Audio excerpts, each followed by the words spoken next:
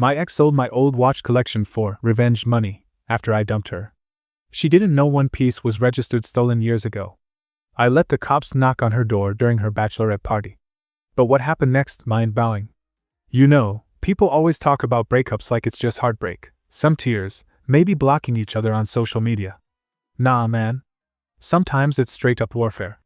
The type where you realize you never really knew who you were dealing with. That's where I landed. 35, decent career, solid credit, worked my ass off to build something stable. I wasn't out here wilding, just trying to build a normal adult life. And she?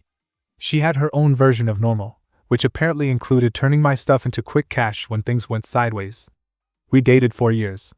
Thought she was it. Hell, I even let her move in when her lease ran out. Paid most of the bills too, because yeah, she was between jobs for like 18 months straight. I figured whatever, temporary rough patch. Except the patch never ended. And every time I tried to talk about it, suddenly I was the bad guy who didn't believe in her dreams. Honestly, bro, I should have seen it sooner. Anyway, when it finally blew up, I was the one who pulled the plug. No screaming match, no scene, just done. Packed her stuff, helped her move out, even paid for the damn movers. Thought that was the end of it. But nope. That's when the real show started. By the way, if you're still listening, hit that subscribe button, man. It seriously helps the channel grow, and I appreciate every single one of you tuning in for this madness. See, here's where most guys screw up. They think breaking up is the hard part. Nah, man. Breaking up's easy. You say your piece, you hand over her boxes of stuff she swore she'd pick up but never did, and that's it. You think it's over. But no one tells you about the post-breakup landmines. The little time bombs they plant that don't go off until you've already exhaled. That was her specialty, delayed detonation. Few weeks go by, I'm doing alright. Work steady, gym routine back on track, started actually sleeping again, you know, adulting. But then little stuff started creeping in. My buddy texts me like, yo, didn't you have that vintage watch collection? I'm like, yeah, why?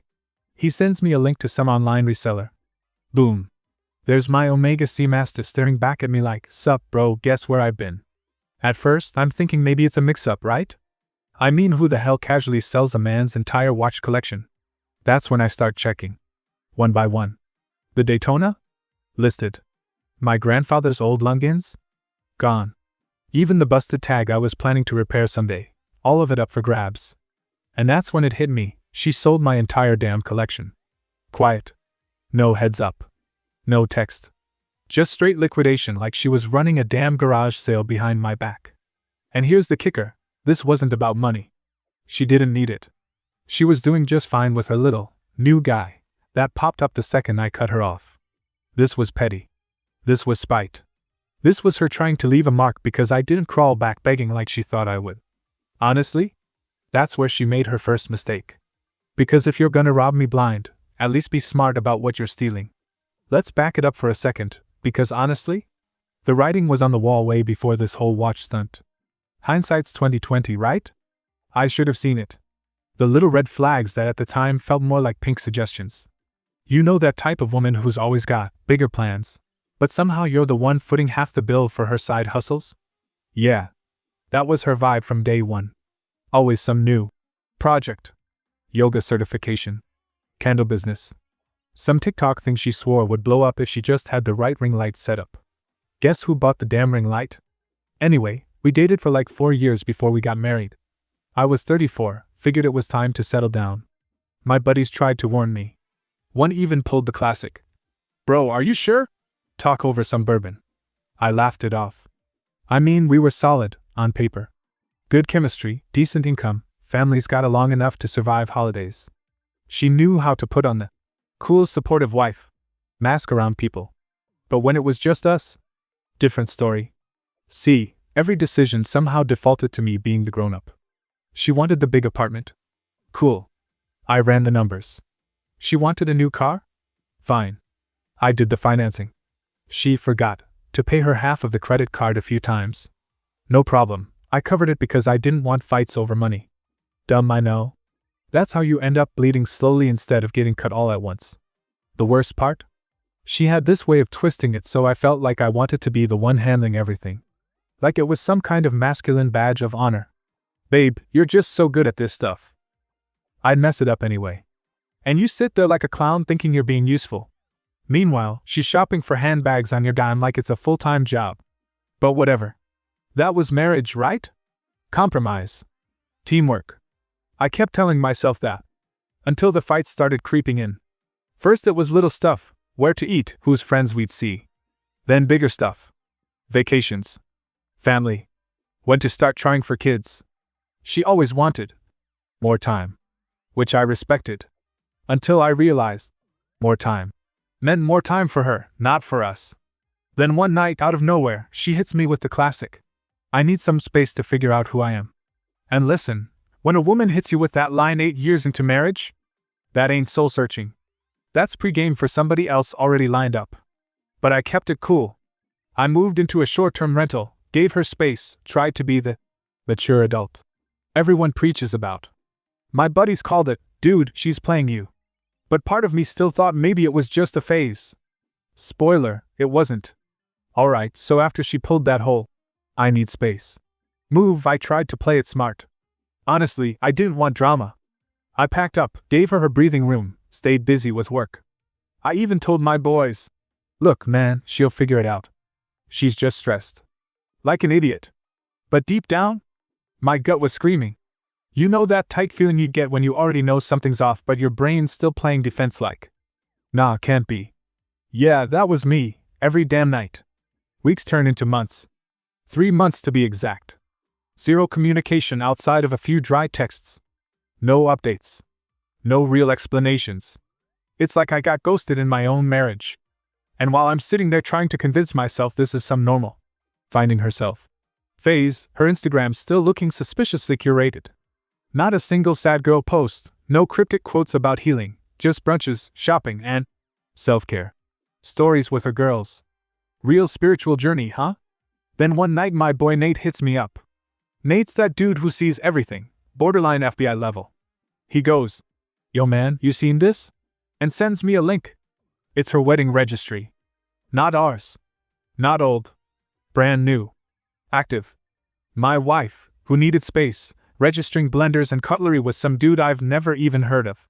3 months after telling me she just needed to reconnect with herself, she's out here planning round 2 like I never even existed.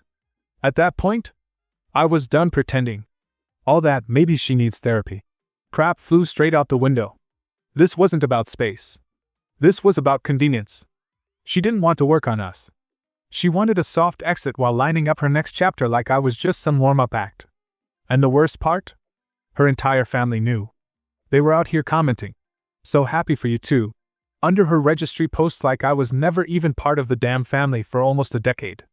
You don't just accidentally forget to mention you're still legally married while you're booking a damn wedding venue with some other dude. This was orchestrated. This was clean-cut betrayal dressed up as self-growth. That's when something inside me switched.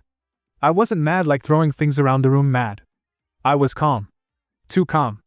That type of cold where your brain sharpens up and you start thinking 5 steps ahead. If she wanted a show? Cool. I'd give her a front row seat. Now here's where the real game started. Once I saw that registry, I knew exactly what type of person I was dealing with. Honestly, at that point, I wasn't even heartbroken anymore. That ship sailed somewhere around month 2. This was business now. Cold. Calculated. And frankly, long overdue. I spent years carrying this marriage while she played the free spirit card anytime responsibility showed up. Bills? Me. Vacations? Me. Random emergencies? You guessed it, me. Meanwhile, she's out here journaling about manifesting abundance. Like money just grows because you meditate hard enough. Whatever. So I started pulling strings. First stop, my lawyer. This wasn't some divorce I was gonna walk into blind. No way. My attorney's one of those guys who smiles like a shark about to eat. I laid everything out. The registry screenshots, the dates, the space. Texts, all of it. The man didn't even blink. He just nodded, said, we're gonna play this slow. Let her build her fantasy. That's when I knew I hired the right guy. Meanwhile, her family's still parading around acting like this wedding's been written in stone since forever. Her mom even had the audacity to send me an invitation, no joke. As a courtesy. Like, what kind of psychotic courtesy is that? You invite the still legal husband to the bridal shower? That's not a courtesy, that's a flex. But sure, I RSVP'd, verbally in my own way. I told her, oh, don't worry. I'll show up when it matters. I started digging into their finances too. And listen, once you've paid all the bills for 8 years, you know where the bodies are buried. Bank accounts, joint credit lines, little side savings accounts she thought I didn't know existed. She'd been quietly funneling cash out months before she ever asked for space. Like I said, this wasn't an accident. This was premeditated. She knew exactly what she was doing. And that made my job easier. What she didn't know, and this part still makes me smile, is that the apartment we lived in? Fully under my name. She never signed on to the lease when we moved because her credit was garbage. I was holding the mortgage, the utilities, everything. She couldn't touch any of it legally. While she was busy picking out wedding china with her new guy, I was quietly tightening every screw around the only assets that actually mattered. Every time I'd see her out on social media with her new chapter posts, my patience just got stronger. Honestly, it was like watching a house burn down that you already took the valuables out of. She thought she was ahead. She had no idea she was playing catch-up the whole damn time. And yeah, the moment was coming. The moment when I'd drop everything, flip the whole show upside down, and leave her standing there with her jaw on the floor. The only thing better than revenge? Delayed revenge. Controlled. Timed. Delivered cold. The best part? She had no clue how deep I was already in this. See, when you're the guy who's been handling the bills, the paperwork, the taxes, you start to notice patterns. You don't forget where the money goes. You know exactly how much magically disappears every month while you're covering the mortgage, the car payments, her yoga retreats, and those ridiculous business coaching seminars that never turned into a dime. Honestly, I used to chalk it up to bad budgeting. Nope. It was straight up prep work for this little stunt she pulled. The thing about people like her is they always assume you're stupid just because you don't make noise. And that's where they mess up. They mistake silence for weakness. What they don't get is, we don't talk because we're watching. Quiet guys aren't clueless. We're just letting you stack the rope you're gonna hang yourself with. Anyway, while she was out there playing Pinterest bride with some dude who probably thought her parents were still footing her bills, I was quietly running credit checks, pulling bank statements, closing joint accounts one by one. You know that feeling when you take back control of your own life? Yeah, it's addicting. Every little financial lock I clicked shut felt like breathing again. Freedom in slow motion. Then came her bridal shower invite. And man, that was the cherry on top. Her mom sent it through one of those fancy thick envelope services, like we're still classy friends. You're welcome to celebrate her new chapter. New chapter? Lady, I'm still technically the guy who paid for the last 8 chapters. But sure, let's call it a fresh start. I didn't respond. I didn't have to. Instead, I sent my attorney one text. Everything's in place. We're ready. See, what she didn't know, and this is where most people screw up, is that she violated multiple financial agreements during our separation period. Technically? Fraud. Asset concealment. Intent to distribute marital property without consent. Translation? Leverage. Not revenge. Leverage. Revenge is emotional. Leverage is power. And power wins. I'll give her this though, she looked real pretty playing house with that guy on Instagram. Like butter wouldn't melt in her mouth. Smiling in matching outfits, posting. Grateful for new beginnings. Captions. The whole time, she was sitting on a financial time bomb she didn't even know I'd already wired. My lawyer? He was eating this up. We met once a week, and every time I brought him new paperwork, it was like watching a chef admire a steak. He kept telling me, the longer she thinks she's winning, the better this is gonna land. And honestly, he wasn't wrong. Because let's be clear, this wasn't about getting her back. This was about watching someone finally run face first into the wall they built for themselves. And believe me, that wall was coming fast. Here's where everything finally started cooking. Bridal shower day. Her little picture-perfect fairy tale in motion. All her friends there, sipping overpriced champagne like this was some kind of rom-com scene. Fake laughs, stupid matching satin robes, hashtags like hashtag second chances and hashtag meant to be plastered all over their stories. You could practically smell the rented happiness through the screen. Meanwhile, I'm sitting back in my apartment, black coffee in one hand, legal folder in the other, and my phone buzzing every few minutes from buddies sending me screenshots. Bro, you seeing this? Yeah. I saw it. I saw all of it. Honestly, part of me almost admired her nerve. The way she paraded around like none of this existed, like she hadn't tried to drain accounts behind my back while smiling for family photos. That's a level of delusion you can't teach, you're born with it. But whatever. She was busy celebrating her clean slate. I was busy letting the rope tighten. Now, here's where my lawyer really earned his money. We had timed everything down to the hour. You know what most people forget? Bank transfers leave trails. Asset shifts leave receipts. And the second her brother tried to slide a chunk of that joint savings into his business account, 2 weeks before the bridal shower? Dumb. Real dumb. Because we let it happen, on purpose. Why? Because now it's not just fraud, it's organized. Patterned. And courts love patterns when you're the one holding the evidence. So yeah?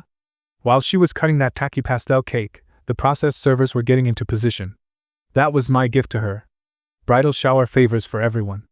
Then came the text. My lawyer, 2 words. It's served. I sat back. Took a sip. The silence in my apartment? Beautiful. No screaming. No begging. Just quiet. The kind of quiet you earn after months of swallowing rage and staying calculated. See, most guys blow up early. They scream. They post online. They fight. And they lose. You gotta play the long game. And I played it damn near perfectly. What followed was honestly even better than I imagined. Because her Instagram went dark. Fully blacked out. Like 1 minute we got selfies with bridesmaids, the next, radio silence. You could feel the panic through the absence. Friends started deleting their reposts. Family members suddenly real quiet in the group chats. Like they could smell the legal fire coming and didn't want to get singed. But here's my favorite part, her mom. Sweet, fake, over-involved mother-in-law who used to call me such a stable provider. Back when I was footing the bills. This woman had the audacity to call me. First words out of her mouth. Can't we handle this like adults without embarrassing everyone? Lady. You raised her. You don't get to ask for dignity now. I let her talk for a solid 5 minutes, the fake tears, the guilt trips, the think about her future crap, and then calmly said, you should have been this concerned about her future before she started stealing my present. Dead silence. She tried pulling the it was just a misunderstanding card. I said, the paperwork says otherwise. And hung up. After that, it snowballed. Fast. Her lawyer reached out trying to negotiate. Translation. They finally read what we filed and realized just how screwed they were. Financial fraud, asset concealment, possible criminal charges if I really wanted to push it. And trust me, I wanted to push it. I wasn't just after money anymore. This was principle. This was watching the person who thought they were so clever, so above consequences, finally drown in the mess they made. And bro, watching someone try to talk tough while their entire house of cards collapses? Priceless. But of course, you know it never just stops there. Nope. Because the second people like her realize the hammer's dropping, they switch tactics. That. I'm the victim. Gear kicks in like clockwork. So what does she do? Starts calling mutual friends. Starts building this little narrative where I was obsessively controlling and emotionally abusive, you know, the classic go-to when you're cornered and have zero facts to lean on. Funny how that narrative never existed while she was shopping on my MX or posting selfies in Bali courtesy of my bonus checks. But sure, let's pretend now I was some monster. Honestly, bro? I expected that. I had already lined up people who knew the full story. My buddy Mark? Guy's got a memory like a steel trap. He kept every text she ever sent him when she was bragging about manipulating accounts and getting her fair share. My coworker Dave? Sat through her little meltdown dinners where she'd openly joke about positioning herself for the next phase. She didn't realize people actually pay attention when you're that arrogant. Meanwhile, her side was falling apart fast. Her brother?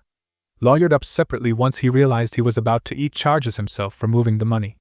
The dude even tried throwing her under the bus in an email that, lucky for me, got forwarded right to my lawyer. Absolute gold. Nothing better than when your own crew turns on you under pressure. But here's where it gets extra sweet. She had scheduled this engagement dinner with her new guy's family. Real big night, right? This was supposed to be her big, moving on flex. I wasn't supposed to know about it, but one of my friends works in that same venue's event planning department. Yeah, small world. Word gets back to me. So I let my lawyer know. What does he do? Files a new motion for emergency financial discovery, the day before her little dinner. Public record, instantly searchable. Guess who else read it? Her new fiancé's family. Turns out Daddy Moneybags wasn't thrilled to learn his son was about to marry someone under active investigation for financial fraud. The engagement party got cancelled in under 24 hours. The ring came off quick. And you know what? I didn't lift a finger. All I did was sit back, sip my coffee, and let her own moves bury her. That's the thing about these people. They don't implode because you attack them. They implode because you finally stop shielding them from their own choices. At that point, she was reaching full panic mode.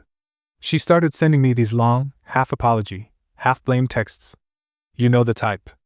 We both made mistakes. I never wanted it to end like this. Can we at least talk privately without the lawyers? Nah. We're past private talks. My lawyer handles it now. And here's where I'll say it bluntly. You gotta be cold sometimes, man. You give people like this an inch, they'll drag you straight back into the pit. The best revenge? Not revenge. It's just letting them eat what they served. And this is where it got beautiful. You know how people say karma takes time? Sometimes, yeah. But sometimes karma's got express delivery. Few days after her lawyer's weak attempt at negotiation, I get a call from my own lawyer, and this man sounds like Christmas came early. He says, "You might want to sit down." I was already sitting, but hearing that, I poured myself a whiskey. Noon or not, whatever. He tells me. Turns out the brother's account? Under federal review now. The feds flagged it. Possible money laundering investigation. I damn near spit my drink.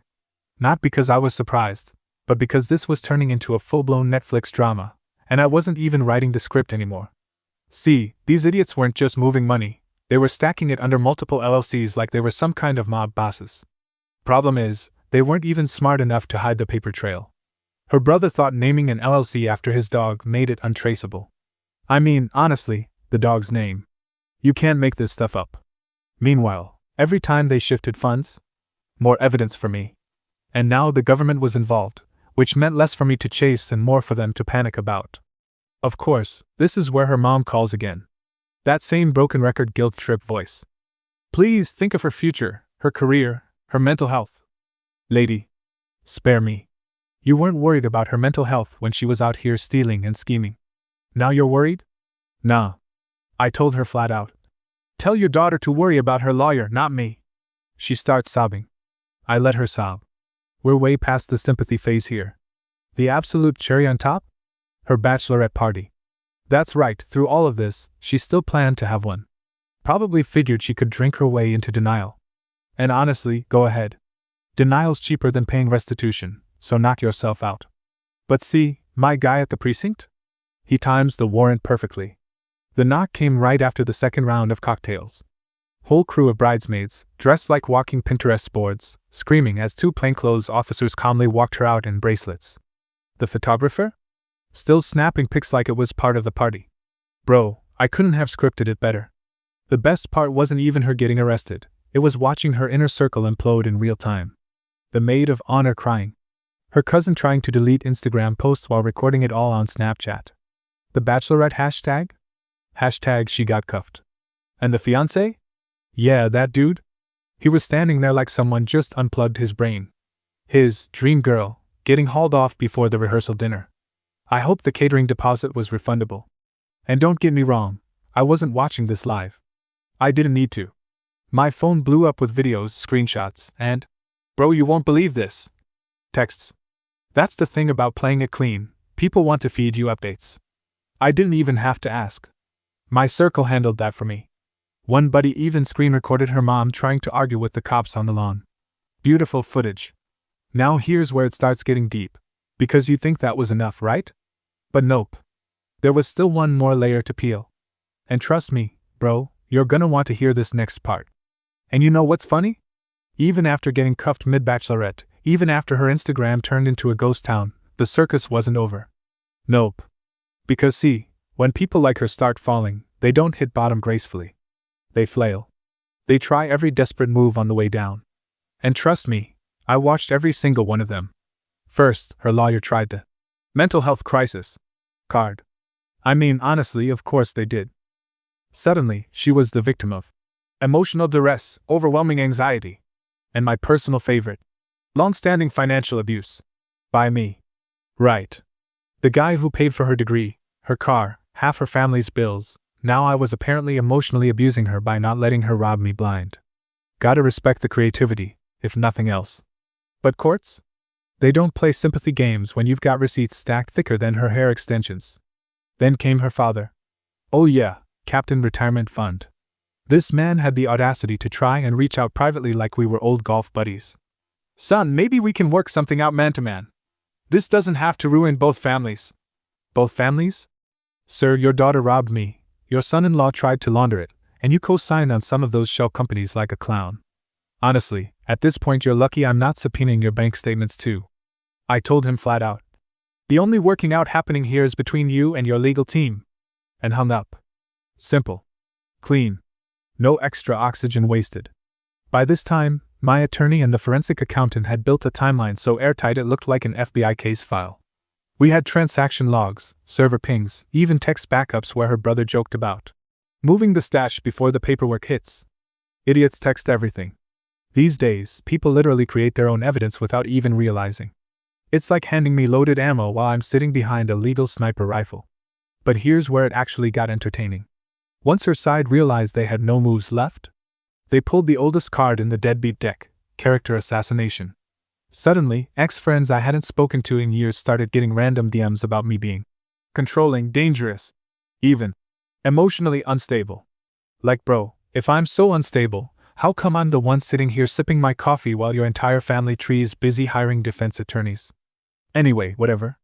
Let them run their little smear campaign. The court don't care about gossip when you show up with spreadsheets and signed wire transfers.